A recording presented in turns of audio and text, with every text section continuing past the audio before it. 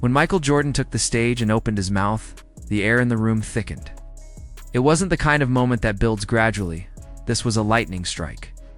It didn't feel like a commercial, didn't smell like PR, and certainly didn't sound like a routine Hall of Fame platitude. It was real, it was rare, it was thunder aimed squarely at one name, Caitlin Clark. The crowd didn't murmur. They erupted. Out a standing ovation. Grown men in suits rose like it was the national anthem. Fans screamed. Cameras shook. Because when the GOAT, a man who's been famously silent on the women's game for decades, breaks that silence, it doesn't register as a compliment, registers as canon. This was Jordan, the man who built the very idea of basketball royalty, choosing to speak. It's not for his brand, not for a payday. For her, Clark wasn't just being acknowledged. She was being anointed. "I can't stay silent anymore," Jordan said. And with that, the entire conversation shifted. For years, the women's game had clawed for respect. For decades, female athletes were forced to shout just to be heard. But in one moment, MJ handed Caitlin Clark a megaphone, and she didn't even ask for it. The greatest of all time stood before the world and didn't just say she belonged. He said she mattered, that she scared people, that her fire wasn't just hot, it was revolutionary. It wasn't praise. It was a warning. Clark stood there, jaw clenched, eyes shimmering, and as the applause poured in, so did the weight. Because that speech didn't hand her flowers, it handed her the torch. Greatness, Jordan seemed to say, doesn't knock politely. It kicks in the door, and Caitlin had already torn it off the hinges. But the aftershock didn't end with MJ Larry Bird. As unflinching and unflashy as they come, whispered something that carried more weight than most shout from rooftops.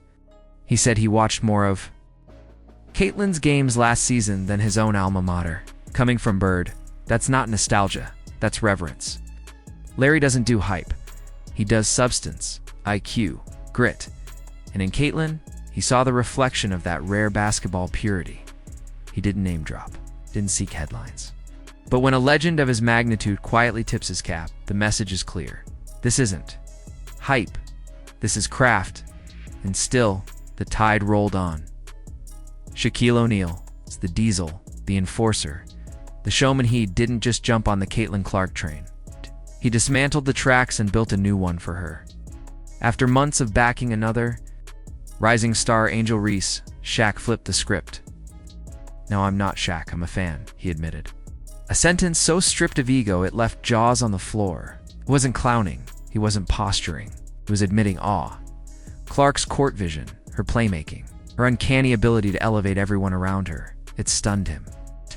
And coming from a man who's battled beside Kobe, dominated with D-Wade, and stared down the league's fiercest competitors, his words weren't fluff. They were an admission of truth. She changed his mind. And when Shaq pivots, the whole world leans with him.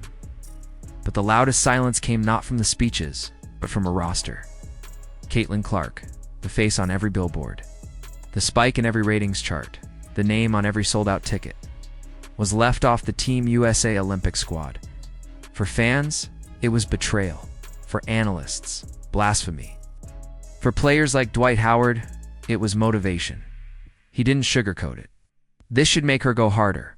No tears, no sympathies, just fire. Jeff Teague didn't hold back either. "We played this all wrong," he growled. And he wasn't wrong. In a year where Clark lifted the league on her shoulders, her exclusion from the Olympic stage didn't feel like oversight. It felt orchestrated. Rick Barry, never one to dance around truth, went further. This wasn't just basketball politics, it was personal. She was being tested, targeted, silenced, and no one in charge stepped in. Clark didn't whine. She didn't run to press. She disappeared into the shadows, into the gym, into the grind, while Paris lit up. Caitlin lit a fuse. The hits she took weren't just physical. They were statements. You don't belong. You're too big, too fast, too loud. And yet every time she was knocked down, she stood back up. Not with rants or headlines, but with buckets. Every quiet step she took forward was deafening, and then Jordan lit the match again. She's better than every player on that Olympic team, he said. Let that settle. That's not admiration. That's indictment. He called out the officiating. The silence from league execs. The petty fouls. The bruises that weren't just bruises. They were messages. We're not scared of her game, Jordan warned. They're scared of what she represents. That's the truth the league doesn't want to face. Clark isn't just a player. She's a change agent. And change terrifies those in power. Then Steph Curry joined the symphony. When Curry talks shooting, people listen. But he didn't talk about Caitlyn's range. He talked about her control, her orchestration of the floor, her tempo. Coming from the man who redefined the geometry of the game, that's not praise, it's prophecy. Steph didn't just compare her to himself, aligned with her. He saw his past in her present. And that's how dynasties get born. And then came the final stamp. Magic Johnson. The man who helped turn the NBA into a global phenomenon made it plain. He's done for the WNBA what Larry and I did for the NBA. It's not exaggeration. That's legacy. It's rewriting the blueprint while you're still in uniform. Caitlin Clark is gravity now. She doesn't orbit the WNBA. The WNBA orbits her. Every ticket sold. Every highlight viewed. Every sponsorship inked. It's all radiating from one source. And not everyone inside the locker rooms likes that. Because revolutions are messy. Especially when led by someone who didn't ask for permission. Some veterans are warm. Others are cold. And a few are openly bitter. Because Clark didn't wait her turn. She forced it. She didn't blend in. She exploded. And for every cheer she gets, there's a cold shoulder waiting in the hallway. But Clark doesn't flinch. She doesn't pout. Hey, she delivers. The Legends Magic, Steph, Shaq, Bird, MJ, they're not guessing. They're witnessing. They've seen eras rise and fall. They know the difference between hype and substance. What they see in Caitlin Clark isn't a moment. It's a movement. Even beyond basketball, her impact is crossing dimensions. Wayne.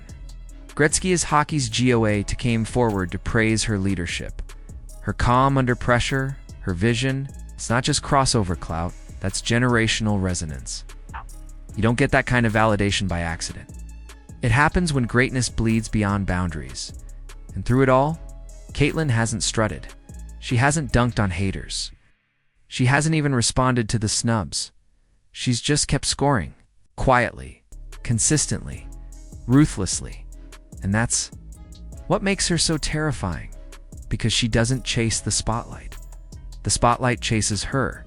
She's not asking for attention. She's commanding it. And that kind of presence, it's unteachable, unreplicable. That's what MJ saw. That's what Magic declared. It's what Gretzky, Curry, Bird, and Shaq felt. That presence isn't just rewriting basketball, it's redefining who gets to write the next chapter. This is no longer just about a rookie, or a league, or even a gender. It's about a new reality, one where Caitlin Clark isn't just changing the game. She is the game, and the WNBA now has a decision to make. Embrace the future, or get left in the past. Because ready or not, Caitlin Clark is dragging the sport into a new era, and she's not looking back. If this shook you the way it shook us, hit that like button, subscribe, and tell us in the comments, do you think Caitlin Clark's impact is bigger than basketball? Should Team USA be kicking themselves? In which legend's words hit hardest for you?